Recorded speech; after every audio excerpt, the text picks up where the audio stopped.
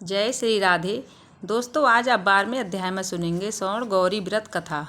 श्री शंकर भगवान ने श्री संत कुमार से कहा, हे तात, मैं तुम्हें सावन मास के शुक्ल पक्ष की तृतीया तिथि को किए जाने वाले शुभ श्रवण गौरी व्रत कहूँगा।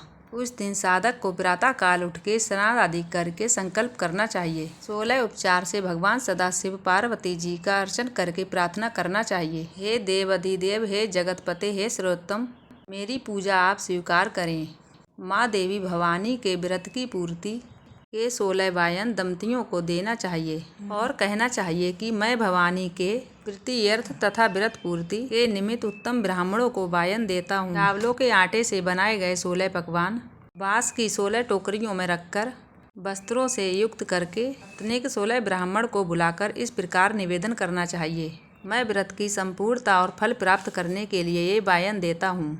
अलंकार आदि से संपन्न अति व्रत धर्म युक्त शोभन सुवासिनी इसे स्वीकार करें। इस तरह 16 वर्ष, 8 वर्ष, 4 या 1 वर्ष व्रत करके उद्यापन करना चाहिए। अर्चन की समाप्ति पर कथा सुनकर व्यास का अर्चन करना चाहिए। संत कुमार जी ने भगवान सदाशिव से कहा, हे प्रभु, इस व्रत को किसने किया था, इसका महत्व क्या है, ये सब आप मुझे बतलाएं। भगवान श्री सदाशिव ने कहा, हे ब्रह्मपुत्र, आपने बहुत अच्छी बात पूछी है, मैं सब कुछ तुम्हें बतलाता हूँ। हे महाभाग, यह शरण गौरी नामक व्रत प्राणियों को धन धान से सुखी करने वाला है। प्राचीन काल में सरस्वती के किनारे सुबीला नाम की एक नगरी थी। इसमें कुबेर के तुल्य चंद्रभान नाम वाला राजा राज्य करता था।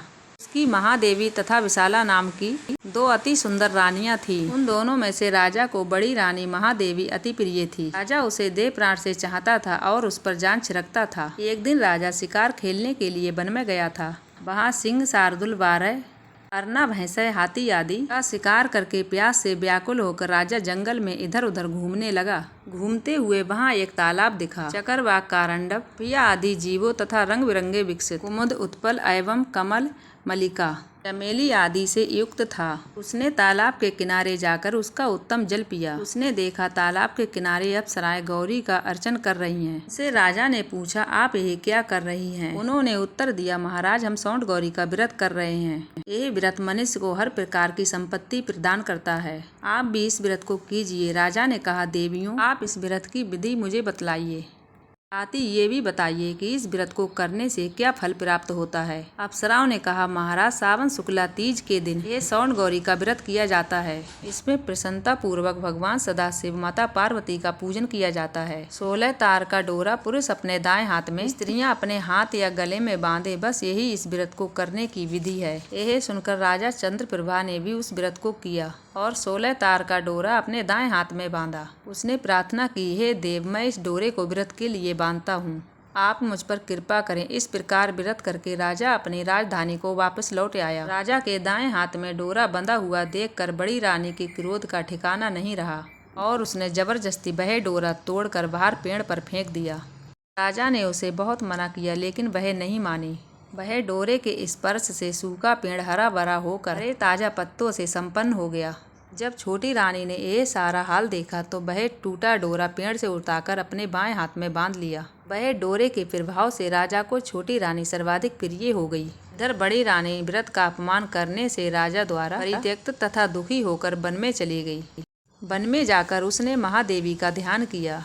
मुनियों के यहाँ ठहरी। मुनियों ने उसे देखकर कहा, अरे पिशाचिनी, चली जा। वह दुखी होकर घोर जंगल में एक स्थान पर बैठ गई। उसे दुखी देखकर देवी ने दया करके उसे दर्शन दिए। रानी ने देवी को दंडवत प्रणाम किया और इस प्रकार उसकी स्तुति की है, देवी, आपकी जय हो, आपको नमस्कार है। हे भक्त वरप्रद, आपकी जय हो। भवानी, आपकी जय हो। मंगले, मंगल रूपे, आपकी जय हो। इस प्रकार बड़ी रानी ने देवी से वर प्राप्त करके गौरी अर्चन तथा व्रत किया। व्रत के प्रभाव से राजा जंगल में गया और बड़ी रानी को वापस ले आया। देवी के प्रभाव से तथा राजा दोनों रानियों की इच्छा पूर्ण हो गई। दोनों रानियों सहित राजा संपूर्ण राज्य का उपभोग कर समृद्धिशाली हो गया।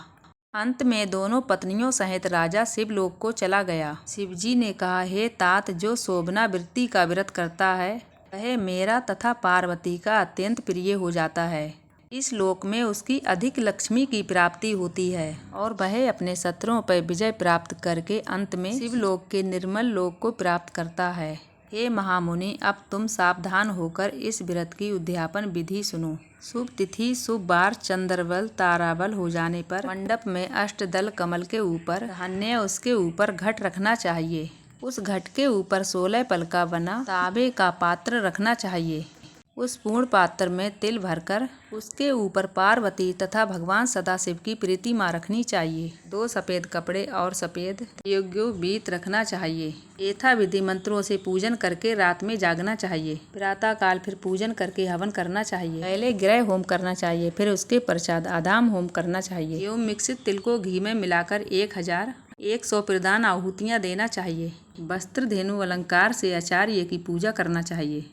16 वायनों की दान करके ब्राह्मणों को भोजन करवाना चाहिए। सपत्नीक 16 ब्राह्मणों को भोजन करवा के अपनी सामर्थ्य के अनुसार दान देना चाहिए। इतना सब कुछ होने के बाद हर्षोल्लास से सगे संबंधियों सहित भोजन करना चाहिए। आज की कथा संपन्न हुई। दोस्तों कैसी लगी कमेंट करके जरूर बताइए। कमेंट बॉक्स में हर हर महादेव लिखना मत भूलिए। मिलूंगी मैं ऐसी अगली वीडियो में। जब तक के लिए जय जय श्री राधे।